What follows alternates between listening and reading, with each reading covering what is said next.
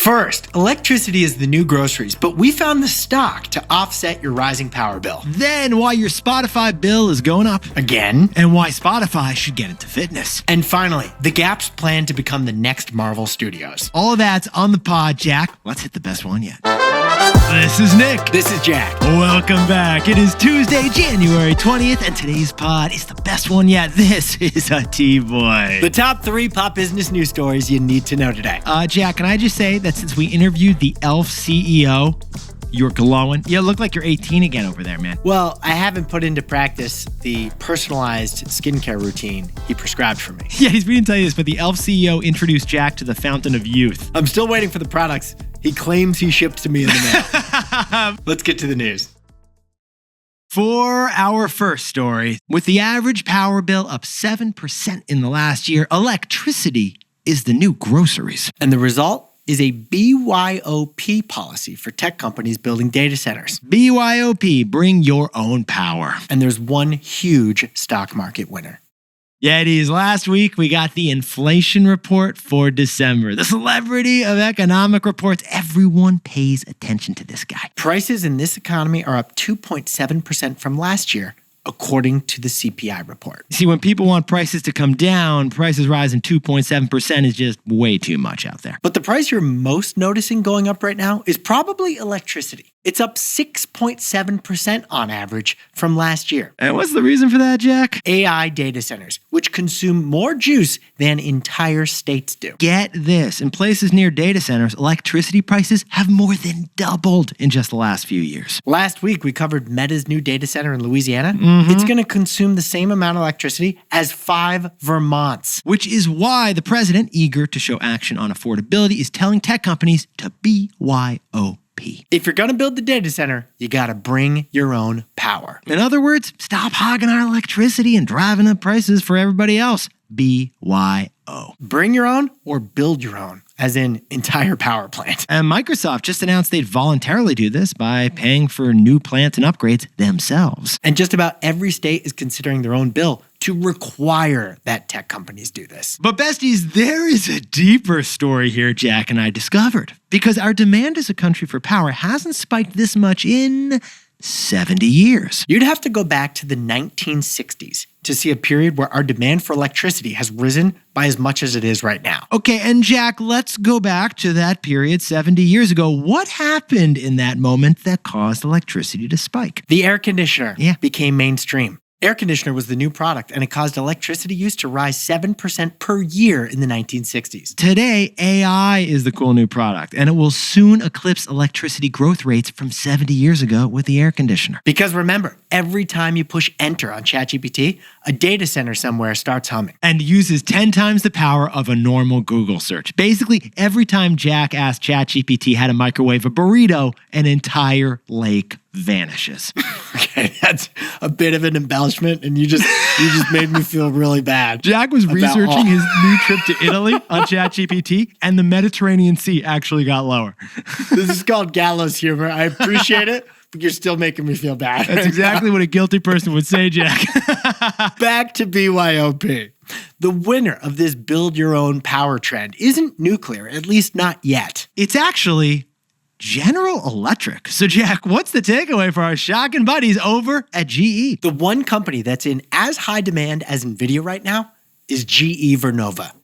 Look, Yetis, there are a lot of bottlenecks out there in our race to beat China in the race for AI. There's a bottleneck in tech workers, in rare earth metals, in GPUs from Nvidia, and in electricity. Reviving nuclear power, yeah, that is one promising option to power all this, but building a nuke takes like 5 to 10 years. Today, the fastest way to get new electricity is to burn natural gas with GE turbines. And General Electric Vernova has $135 billion worth of orders for new turbines on the books. That is 4 years worth of orders. And when you have too much demand and not enough supply, that means that GE, just like Nvidia, can jack up the price for the turbines that they sell. And that's exactly what General Electric has done. GE Vernova's profits, they've been booming lately. Since GE Vernova spun off from the rest of GE in 2024, the stock has quintupled. Besties, the one company that's in as high demand right now as Nvidia, it's randomly GE Vernova. For our second story, Spotify is raising prices for the third time in 4 years because Spotify, pretty much a monopoly. And it's using AI music to pad its profits. But Spotify's next venture should be fitness. Okay, Yetis, before we go any further, Jack and I actually have a great trivia stat about Spotify, but we're going to save it for the end of the pod. But in the meantime, funny little observation Jack and I had. For a decade, Spotify complained that Apple was abusing its monopoly status. Because Apple was annoyingly charging these exorbitant App Store fees to all the tech apps out there. But guess who's charging exorbitant fees now? Here's the news! Spotify just raised the price of their subscription for the third time in 4 years. Why are they doing it? Because they can! That's the best reason. Spotify is so ahead of Apple Music and streaming that Apple stopped sharing numbers years ago. It was too embarrassing. Yeah, but Jack, Spotify, they still humble brag about the numbers. They've got 713 million humans using Spotify every single month now. Sure, Pandora, SiriusXM, Amazon Music, and YouTube, they all offer music streaming too. But all of those brands Jack just mentioned are like the backup dancers of the industry. But Spotify is the one and only share level star. Literally all my friends have Spotify accounts except my little brother Teddy, who's still diehard Tidal. Which is why, Yeti, starting in February, Spotify Premium will now cost you $13. That's up 30% in just 4 years. And subscriber growth has actually remained strong despite all those price hikes. Again, because Spotify is pretty much a monopoly in music streaming. As a customer of Spotify, I feel tormentedly frustrated. As a shareholder... So Yetis, on the revenue side, things are looking Grammy-worthy for Spotify. How about the cost side, Nick? Well, I'm glad you asked, Jack, because in a wild report from Morgan Stanley last week, we got a survey on our music listening habits, basically our ear habits. And for the first time this year, Morgan Stanley asked 18 to 44-year-olds whether they listen to AI-generated music. And guess what? Yeah? We do. Yeah, you do. 50 to 60% of people 18 to 44 years old, basically all of our listeners, reported listening to 2.5 to 3 hours per week of AI music. Voluntarily, not like it was sneakily put into our playlist. We're going out and looking for 2.5 to 3 hours of AI-generated music per week. That's crazy. You're not listening to Beyonce, you're listening to Beyonce AI. And for Spotify, that data is a green light to start adding AI music into the Spotify playlist. Here's the key reason. Most music listening on Spotify is their curated playlists, and it's music that you listen to in the background. It's background listening. And this Morgan Stanley report suggests that Spotify could start putting an AI song into every fourth track on one of those playlists, and you won't mind. And why does Spotify want to do that? Well, when music is AI generated instead of human generated, Spotify doesn't have to pay royalties to anyone. Boom, Spotify would lower their costs because AI had replaced every fourth Ariana Grande song in that playlist. As a content creator, that's kind of frustrating. But as a shareholder of Spotify, it's kind of exciting. Again, we're conflicted. So on the revenue side, Spotify is raising prices. But on the cost side, AI is also lowering royalties. Add it all up, Spotify's profits are all-time high. And the stock is up 4x in 3 years. Jack, those are Jay-Z numbers. So what's the takeaway for our buddies over at Spotify? Spotify can become what Peloton couldn't, the music and fitness app. Yetis, Bloomberg's Ashley Carman interviewed Spotify's co-CEOs over in Sweden and found that Spotify had actually become a fitness platform by accident. Because much like people upload fitness videos on YouTube, people are now uploading fitness videos onto Spotify. So Spotify's video podcast initiative accidentally resulted in fitness videos in Sweden. Because what's the technical difference between a fitness video and a video podcast? Nothing. They're video files. And this is a huge opportunity because what has Spotify mastered that YouTube has not?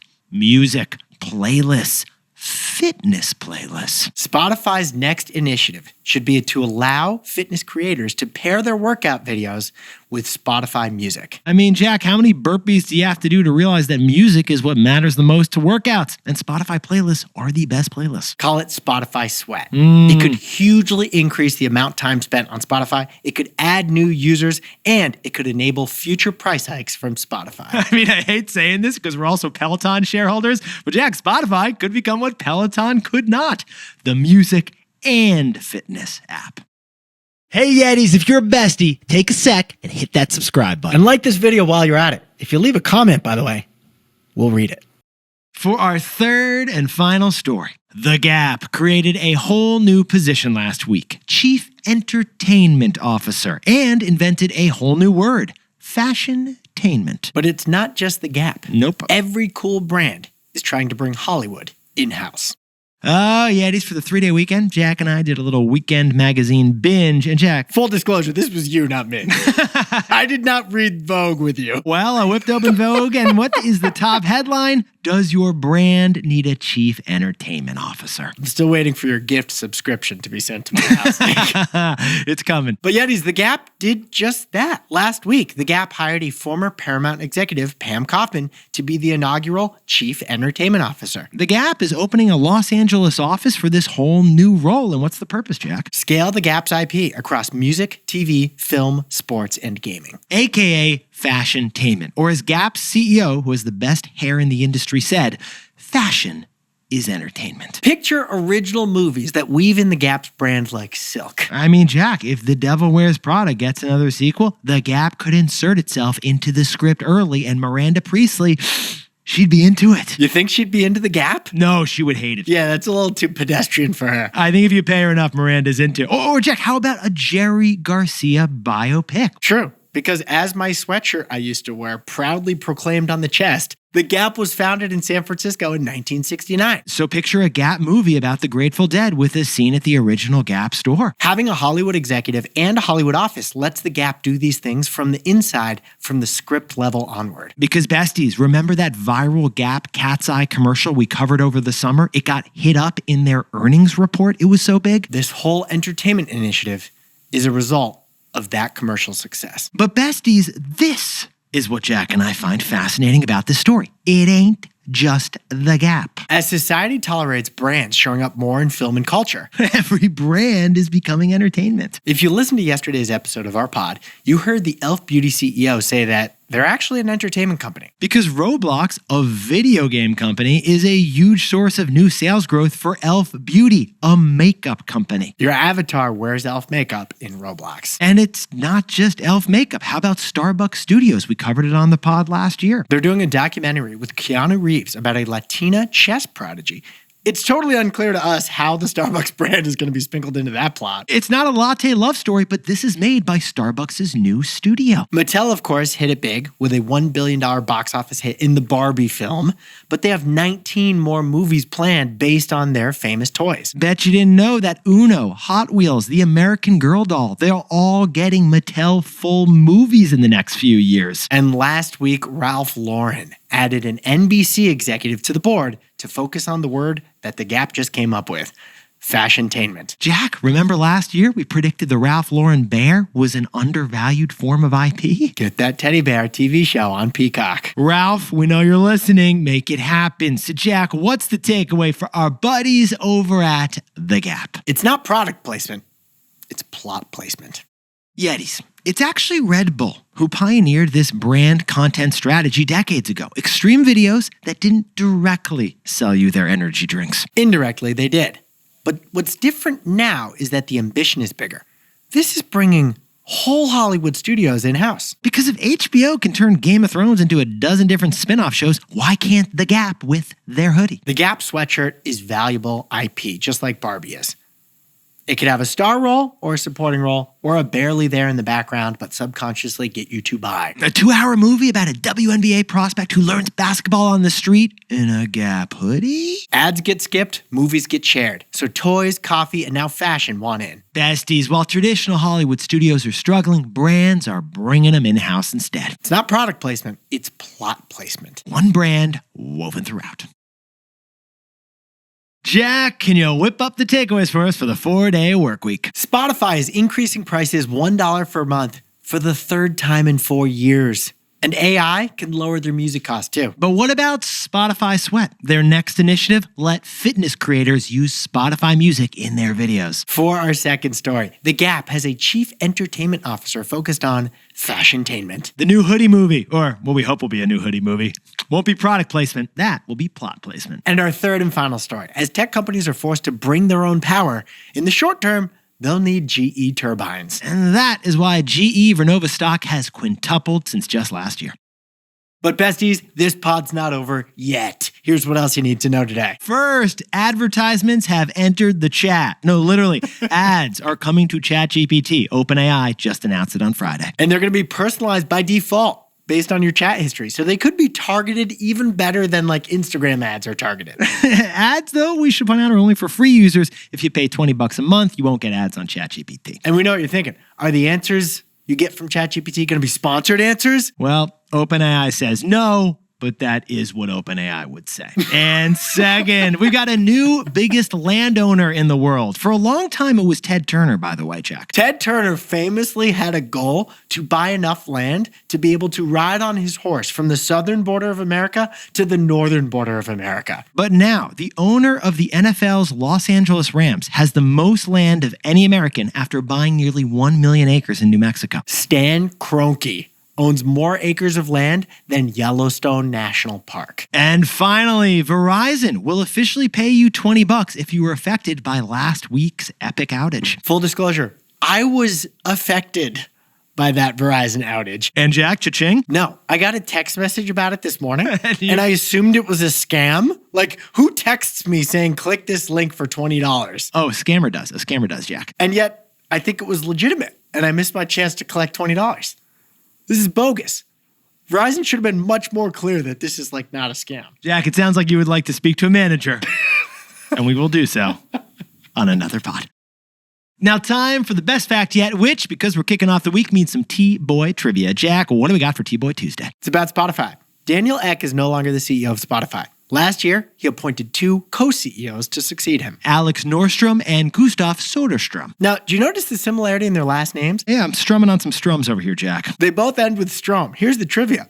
What does Strom mean in Swedish? No Googling this one, Yetis. Here's the hint. Strom means something extremely on brand, considering the companies these 2 work for. Drop your guess in the comments, and Jack and I will reveal the answer in tomorrow's pod. Oh, and shout out to the one Yeti who told us this in the comments, although I honestly forgot who commented this.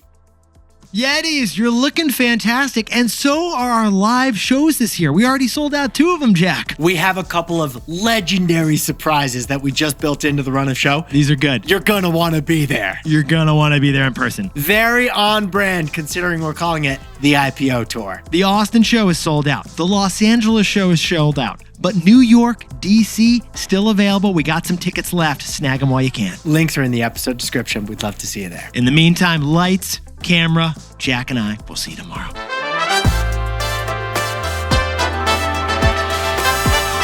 And before we go, a happy birthday to legendary Yeti Matthew Cipriani, turning 10 years old over in Eastchester, New York. And happy birthday to Tushar Gupta in Seattle, Washington. And Venati Alongo over in Montgomery, New Jersey, celebrate the best birthday yet. Happy birthday to Gabrielle Woods in Frankfurt, Germany, who's going skiing in Austria. And Jack, legendary Yeti John, a Michigan Ross MBA alum, is shouting. Go Blue. Is shouting out his wife, Jenny Wood. The ex-Googler is now a best-selling author of Wild Courage. And to anyone else who's celebrating something today, make it a T-Boy. Celebrate the wins. This is Jack. Nick and I both own stock in Apple, Spotify, Peloton, and ETFs of the S&P 500.